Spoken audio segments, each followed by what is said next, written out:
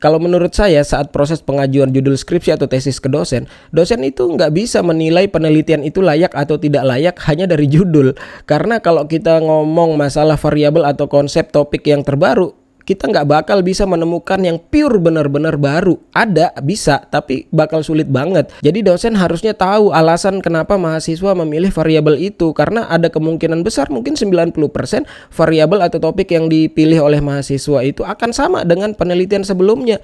Makanya dosen harus tahu alasan kenapa mahasiswa mengambil judul itu, ada permasalahan apa, ada fenomena apa, dan lain-lain.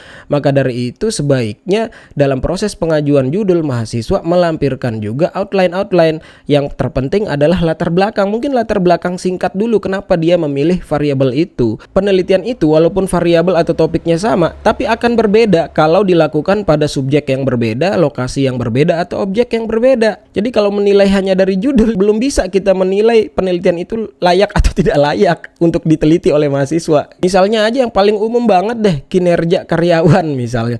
Kita ngomong kinerja karyawan dari tahun 1, variabel kinerja itu sudah ditemukan sampai sekarang. Kinerja karyawan udah berapa juta kali dipakai oleh peneliti.